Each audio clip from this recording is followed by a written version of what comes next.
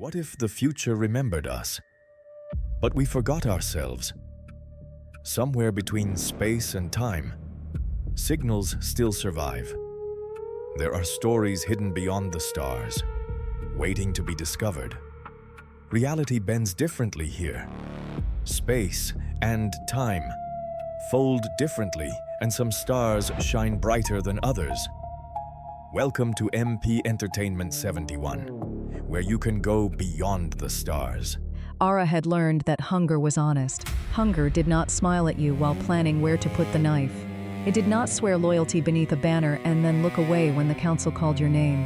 Hunger came as pain beneath the ribs. It asked for food. It left when it was fed. People were harder.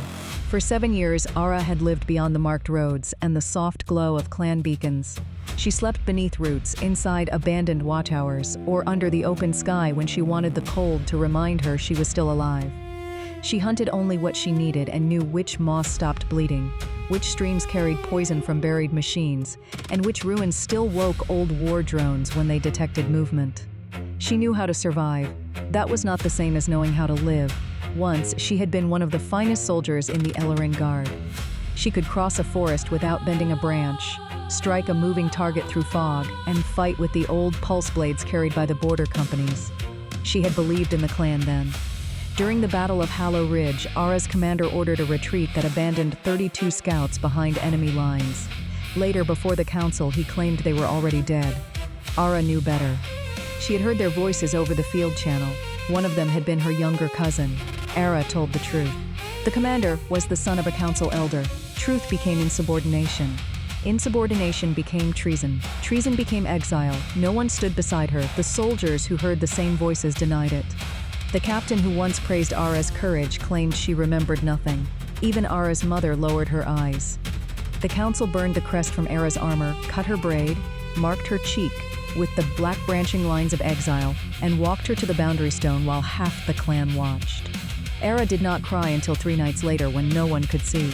After that, she made herself a promise: never defend a banner, never trust a clan, never risk her life for people who would eventually choose themselves over her. For 7 years, she kept it.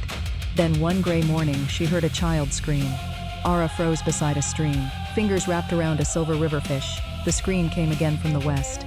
Then the mechanical crack of pulse fire. ARA released the fish. Not my problem. She picked up her pack and walked east. Another scream drifted through the trees. ARA kept walking. She had survived because she learned when not to turn around. At 106 steps, she stopped. Fool. ARA turned west. She told herself she was only going to look. The lie lasted 10 minutes. The settlement sat inside a narrow valley where ironwood trees grew around the remains of an ancient orbital engine. Curved metal ribs rose from the earth like the bones of something enormous. 14 armed scavengers moved between the homes. 3 villagers were already dead. 5 defenders held a low barricade, while everyone else tried to move children and wounded people toward cover. ARA lay against the ridge and watched. Leave. A mercenary lifted a pulse launcher toward a doorway where a woman crouched with 2 children. ARA's body moved before her decision did. Her bow unfolded with a low electric hum. Wind from the north, 180 meters. Weakness beneath the left shoulder. ARA released. The mercenary fell before he could fire. Pulse fire tore into the ridge. ARA rolled behind stone, fired twice more, then moved before the attackers could lock onto her position. She ran along the high ground, forcing them to look uphill. The villagers understood. The woman at the doorway stood and fired. The defenders followed. ARA descended through the trees. One attacker swung a shock blade toward her throat. She caught his wrist, turned beneath his arm, and threw him into a tree. He stared at the black markings on her cheek. Clanless! He should not have said that. ARA struck him down, took his blade, and met the next attacker before he reached the barricade. For a moment, the weapon brought Hollow Ridge back to her. ARA fought the way she had been trained to fight. Without wasted movement, without anger, without hesitation. The villagers fought desperately. ARA fought efficiently. There was a difference. Silence returned slowly. An older elf with white hair approached her, blood covering one side of his face. You saved us. ARA looked at the bodies. No, you survived. That is different. She turned away. Wait, we have wounded. Then treat them. Our healer is dead. ARA stopped. The old elf looked at the medical pouch on her belt. You carry field medicine. I carry it for myself. A child is dying. ARA turned sharply. Do not make me responsible for your pain. His face hardened.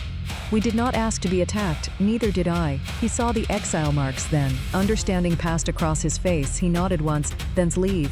That should have made it easy. Instead, ARA looked toward a wounded boy beneath the barricade. His sister pressed both hands against a burn near his ribs. He could not have been more than 12. A memory rose in ARA's mind.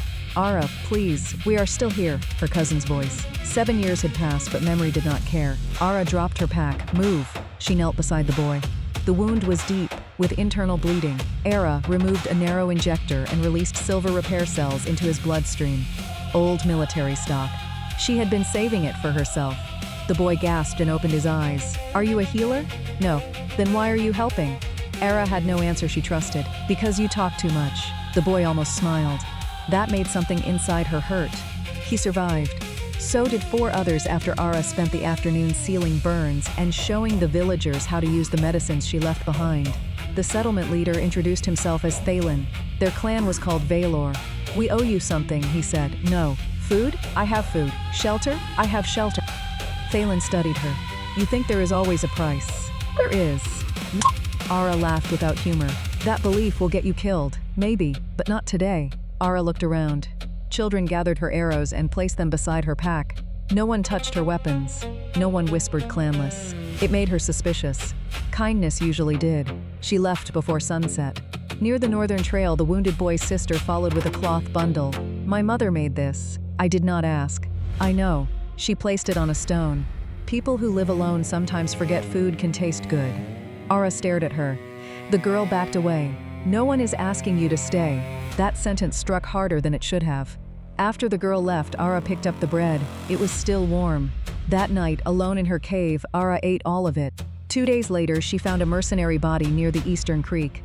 His throat had been cut. Heavy military tracks surrounded him. At least 20. The attackers had not simply retreated. They had been replaced. ARA walked north. By midday, she had turned south again. She told herself she was returning for an empty medical injector she had left behind. It was a terrible excuse. She used it anyway. Thalen was near the path when she arrived. "You expected me." "I hoped." "Do not." ARA pointed east. "More soldiers are coming." 20, maybe 30. His face changed. "We cannot hold them." "No, what do we do?" ARA almost said she did not care. Instead, she heard herself say, "You stop fighting like villagers." For the next day, ARA turned the valley into something that could survive. She moved barricades, put hunters in trees, built heat decoys from cooking coils, created false trails toward unstable ruins, and showed the defenders where modern armor was weakest. Against every instinct she had built during exile, she also learned names. Mira, the woman from the doorway. Tavan, the boy she had treated. Letha, his sister. Corin, the nervous hunter. Neva, the old woman who kept leaving food beside ARA without asking. ARA did not want their names. Names made people real. Real people were harder to abandon. The attack came before dawn. A sensor chirped. ARA opened her eyes. Positions. Figures entered through the eastern trees. 24. Then ARA saw the woman walking behind them. Silver armor. Elarin armor. ARA forgot how to breathe. The woman removed her helmet. Captain Saris. The officer who had testified against ARA after Hallow Ridge. The officer who had looked her in the eyes and claimed she heard nothing over the field channel. 7 years disappeared. ARA was back beneath the council lights, listening to people she trusted explain why her own memory could not be believed. Her hands shook. "ARA?" Mira stood beside her. ARA could not answer. Saris stepped into the clearing. "Give us access to the engine core, and no one else needs to die." Thalen moved forward. ARA caught his arm. "Do not." Saris saw her. "ARA." Hearing her name in that voice broke something open. ARA stepped from cover. "You remember me. You should not be here." ARA almost smiled. "They told me that once. We can discuss what happened." "No, it was complicated. 32 soldiers were alive." Saris said nothing. "You heard them." Silence. "The council would have destroyed all of us," Saris finally said. "So you chose me. I had a family." The words struck deep. There it was, the ordinary reason behind betrayal. "I had something to lose," as if ARA had not. ARA's eyes burned. "I had a family too." Saris looked away. ARA realized she had waited 7 years for an explanation that would make the betrayal less ugly. There was none. Saris had been afraid, so she sacrificed ARA. That was all. ARA raised her bow. Saris's soldiers raised their weapons. Behind ARA, Mira stepped forward, then Corin, then Thalen, then the others. ARA looked back. "What are you doing?" Mira lifted her rifle. Standing here, you do not know me. Mira looked at Ara's exile markings. Neither did you. Ara stared at her. You came anyway, Mira said. Something inside Ara cracked, not healed. Not forgiven, just cracked enough to let something else through. Ara turned towards Saris. No one touches this valley. Saris's face hardened. You would fight your own clan for strangers? Ara looked at the people beside her. No, she drew an arrow. I would fight people I know for people who proved they were not strangers. The battle lasted less than 20 minutes. Ara's traps split Saris's forces. Heat decoys pulled targeting systems into empty trees. Hunters fired from above. The ribs of the ancient engine forced attackers into narrow paths. Ara moved with the cold precision of the soldier she had once been. But this time, no council had ordered her to fight. She had chosen it. Near the engine core, Saris found her. Their pulse blades collided in blue light. You could come home, Saris said. Ara blocked her strike.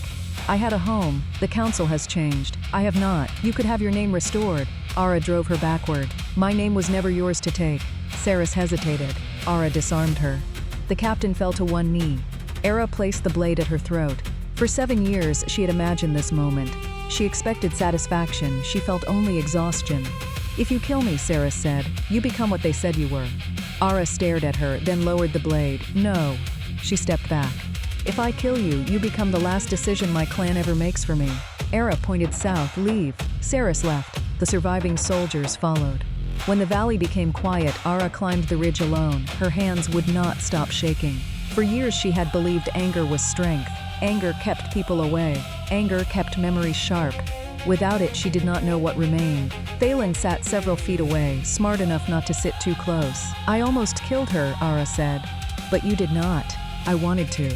Wanting to hurt the person who hurt you only means you are still hurt. Ara looked away. A tear moved through the black lines on her cheek. I believed them, she whispered. Thalen waited. When they exiled me, part of me thought maybe they were right. Maybe if everyone stood against me, I had to be the problem. Her voice broke. I spent 7 years proving I did not need anyone because I could not survive needing people who might leave. Thalen looked toward the valley. Did it work? Ara laughed through the tears. No. Below them, villages repaired the settlement. Tovan carried boards despite being told not to. Letha yelled at him. Neva yelled at both of them. Mira argued with Corin over a roof panel. Messy, loud, ordinary. Ara watched them. I do not know how to trust them. Then don't. Ara looked at Thalen. Trust tomorrow, he said. If they are still here, decide whether to trust the next day. That is ridiculous. Probably. He left her alone. The next morning, Ara packed everything she owned. Bow, knife, blanket. Medicine, 1 cup, 1 plate. It still fit inside 1 pack. She reached the northern trail. No one stopped her. No one begged her to stay. That mattered. Tovan waved from the barricade. Letha pretended not to. Neva placed another bundle of bread on a stone. For 7 years, every road had meant leaving. Ara picked up the bread, then turned back toward the settlement. Mira saw her first. You forget something? No. Then what are you doing? Ara looked at the broken homes, the old engine, and the people who had stood beside her without demanding an oath. I need a place to repair my bow, Mira nodded. That could take a while. It might. Ara did not call the Valor her clan. Not that day, maybe not for a long time. She did not remove the exile markings either. They no longer meant what the council intended. They were proof. She had been betrayed. She had been abandoned. She had survived. But survival was no longer the end of her story. Some nights, Ara still slept outside the walls. Sometimes she woke reaching for a weapon because she dreamed of Hollow Ridge. When people whispered and stopped as she approached, her stomach still tightened. Trust did not return like sunlight. It returned like an injured animal, slowly, suspiciously, ready to run. Ara learned not to chase it. Weeks passed. The Valor rebuilt. One evening, Ara stood on the ridge while stars appeared between the branches. The orbital engine beneath the valley began its nightly hum. Once, that sound had reminded her of dead civilizations. Now it sounded almost like a heartbeat. Tovan climbed beside her. You leaving? Why does everyone keep asking me that? Because you stand dramatically on ridges. Ara stared at him. He grinned. This time, she laughed. The sound surprised both of them. So you're staying? Ara considered the question. The old answer rose automatically. I stay nowhere, but it no longer felt true. She touched the black lines on her cheek and looked down at the lights among the trees. For tonight, Ara said. Tomorrow too? A small smile touched her face. We'll see. But when darkness settled over the forest, ARA did not return to her cave. She walked down the ridge toward the lights, toward voices, toward people.